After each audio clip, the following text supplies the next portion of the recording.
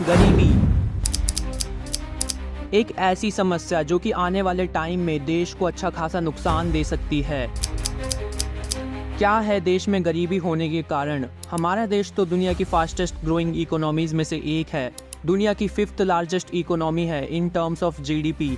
फिर भी ऐसा क्या है कि देश में गरीबी वैसी की वैसी ही है? क्या कोई सॉल्यूशन नहीं है जिससे गरीबी को खत्म किया जा सकता है? यही जानेंगे हम आज की इस वीडियो में। लेकिन वीडियो शुरू होने से पहले अगर आपने चैनल को सब्सक्राइब नहीं किया है तो जरूर कर लेना, क्योंकि ये एक फ्री मोटिवेशन है वीडियोस को कंसिस्टेंसी से बनाने के लिए। चलिए शुरू करते हैं।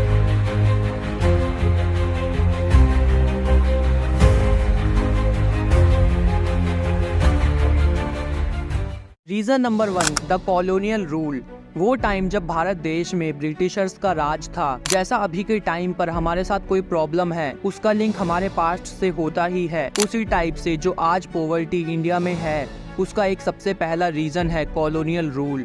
उस वक्त जो ब्रिटिश पॉलिसीज थी वो इस तरीके से बनाई गई थी कि इनका फायदा देश की लोकल इकोनॉमी को ना ही हो, और इन पॉलिसीज़ ने सबसे ज़्यादा असर किया भारत की ट्रेडिशनल हैंडीक्राफ्ट इंडस्ट्रीज़ को, और हमारा देश अपनी ट्रेडिशनल हैंडीक्राफ्ट इंडस्ट्रीज़ के लिए ही जाना जाता था। और इन पॉलिसीज़ के थ्रू उन्होंने हैंडीक्राफ्ट के एक्सपोर्ट्स पर इतना ज़्यादा टैक्स इंट्रोड्यूस कर दिया कि ये इंडस्ट्री डिस्ट्रॉय होती चली गई। और फिर जब हमारा देश आज़ाद हुआ तो इस हालत में था कि देश की जीडीपी पर कैपिटा ₹249 थी। जीडीपी पर कैपिटा क्या है, इस बारे में हम वीडियो में आगे चल के ज़रूर बात करेंगे। गरीबी का अगला रीज़न है रैपिड ग्रोथ। लेकिन ग्रोथ पॉवर्टी का रीज़न कैसे हो सकती है? यहाँ पर जो ग्रोथ की बात की जा रही है वो है पॉपुलेशन के लिए, और पॉपुलेशन की ये ग्रोथ एक मेजर रीज़न है देश में गरीबी का।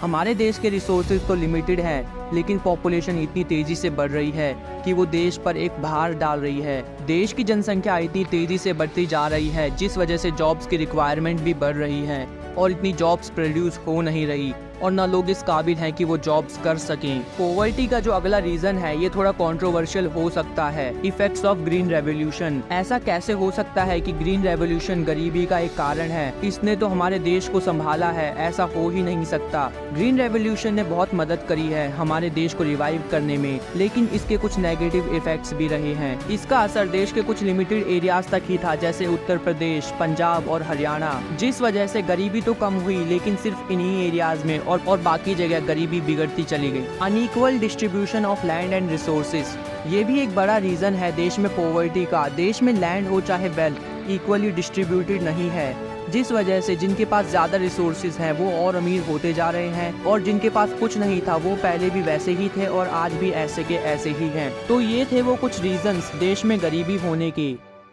लेकिन हमारा देश तो इतनी तेज़ी से बढ़ रहा है कि 5th लार्जेस्ट इकोनॉमी है, और आने वाले कुछ सालों में टॉप 3 में भी आ जाएगा, और हर गुजरते साल के साथ देश का स्टेटस भी बढ़ता जा रहा है। तो फिर गरीबी कम क्यों नहीं हो रही? जब हम देश की ग्रोथ जीडीपी के टर्म्स में देखते हैं तो हमारा देश परफॉर्म तो अच्छा कर रहा है, लेकिन कहानी जब जीडीपी पर कैपिटा पर आती है तो सब उल्टा पड़ जाता है।